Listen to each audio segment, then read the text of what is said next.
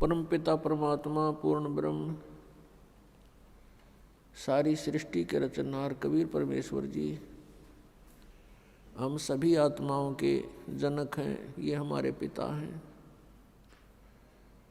इन्होंने आकर हमें ज्ञान कराया कि आप यहाँ के रहने वाले नहीं हो। जिस स्थान को, जिस लोक को तुम अपना मानते हो, ये आपका नहीं है। आपको यहाँ विवश करके रोका हुआ है।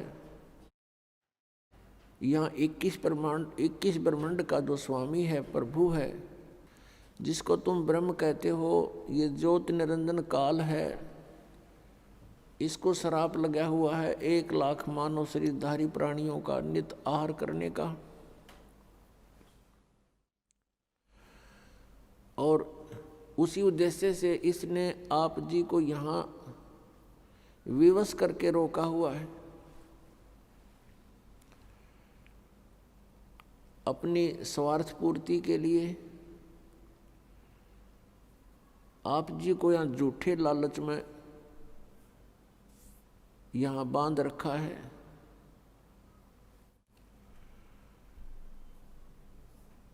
और जन्म और मृत्यु का यहाँ का विधान बनाकर आप जी को उसी कोल्हू में पीड़ रहा है। पुण्यात्माओं, अपनों के लिए अपने ही दुखी होते हैं। यहाँ आप देख रहे हो क्या दुर्दशा है प्रत्येक प्राणी की। किसी को कोई कष्ट है, किसी को कोई कष्ट है। मनुष्य जीवन प्राप्त प्राणियों का ये हाल है। अन्य योनियों का क्या हाल होगा, जैसे कुत्ते के शरीर में, गधे के शरीर में, पशु पक्षियों के शरीर में।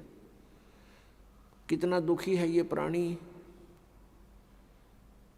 और मनुष्य जीवन में भी क्या हाल है प्रत्येक प्राणी का।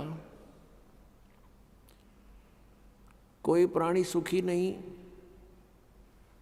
इस दुख को हमने सुख मान लिया। इस दुख के अंदर थोड़ी सी राहत किसी को है, उसी को हम सुख मान बैठे। इसके लिए परमात्मा कबीर देव जी, कबीर साहब जी कहते हैं कि झूठे सुख को सुख है, ये मान रहा मनमोद, ये सकल चबीना काल का, कुछ मुख में कुछ गोद। परमात्मा कहते हैं कि सभी काल आहार है ये जो इसने 21 ब्रह्मांड में आपको उत्पन्न किया हुआ है।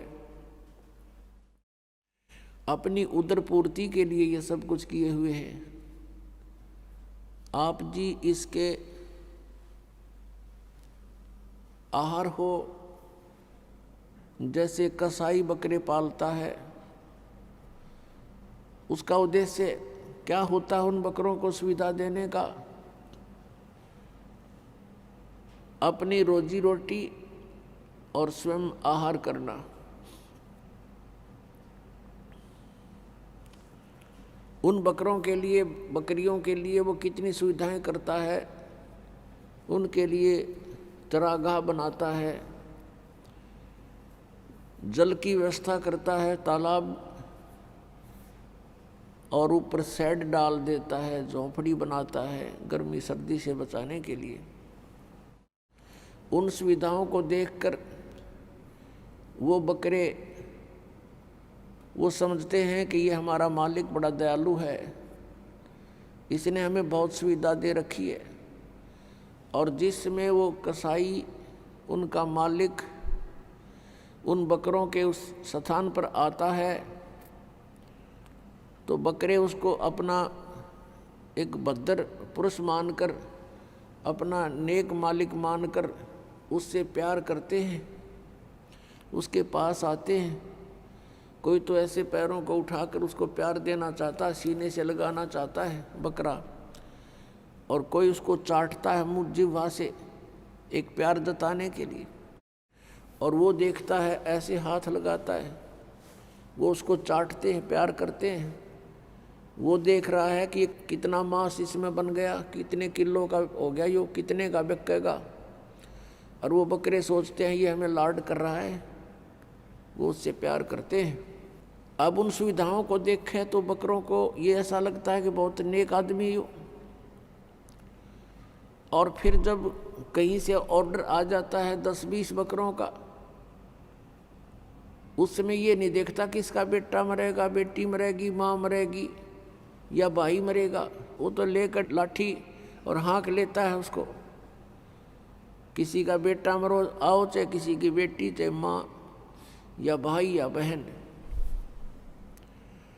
और वो जाकर के उनको काट देता है। तो पुण्यात्माओं, परमात्मा कबीर जी ने बताया कि धर्मदास उनकी एक परमात्मा, एक श्रेष्ठ आत्मा, अच्छी आत्मा, उनका भक्त हुआ, जिसको परमात्मा आकर मिले थे।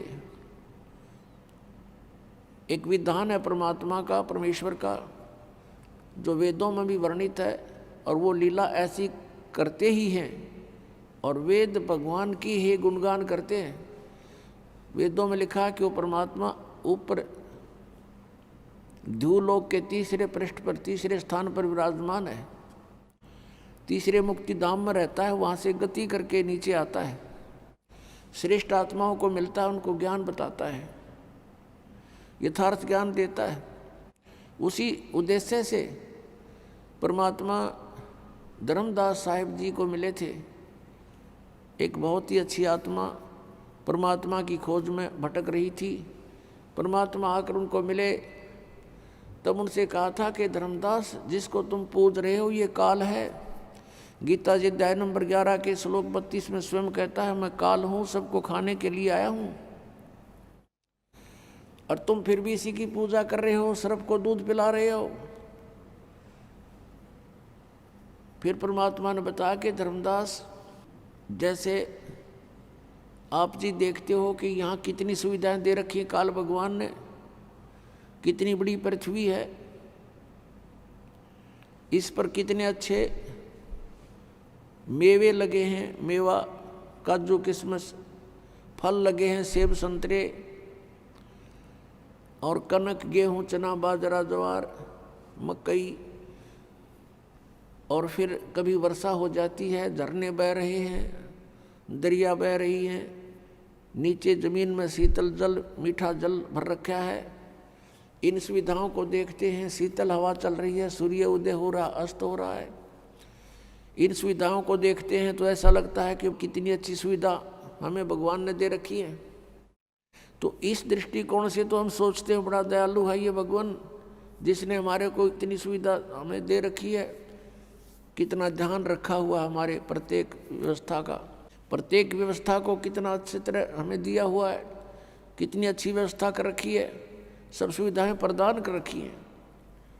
लेकिन उस समय हम भूल जाते हैं, किसी का बेटा मर गया, किसी की बेटी मर गई, एक्सीडेंट में पूरा परिवार का परिवार दुर्घटनाग्रस्त होकर के समाप्त हो जाता है। तो कहाँ गई फिर इसकी दयालुता? उस समय हम याद भी नहीं करते कि भगवान होता है ऐसे जुल्म किया करता है, क्योंकि हम ऐसे लोक में रह रहे हैं, इस गंदे लोक में रह रहे हैं। यहाँ पर ये सदा बना रहेगा, जन्म और मृत्यु, इस तरह की घटनाएं सदा बनी रहेंगी। उसके लिए परमात्मा ने कहा कि एक और स्थान है सतलोक, सचखंड। उस सतलोक में जाने से तुम्हारी ये सब समस्याएं हल होंगी, सब समस्याओं का समाधान होगा। यहाँ परमात्मा कहते हैं कि मैं रोत हूँ सृष्टि को, और सृष्टि रोए मोहे, गरीबदास इस वियोग को समझ नहीं सकता कोई। परमात्मा अपनी लीला करता है, अच्छी आत्माओं को मिलता है, उनको ज्ञान देता है। उन अच्छी आत्माओं में से आदरणीय गरीबदास साहिब गांव छुड़ानी, जिला दद्दर, हरियाणा वाले हैं। और उनको भगवान मिले, सतलोक लेकर गए, सचखंड दिखाया, सब व्यवस्था दिखाई, ब्रह्मा विष्णु महेश के लोक दिखाए, धर्मराज का स्थान दिखाया। और जहाँ प्राणी नरक में दुख पा रहे थे वो स्थान दिखाया।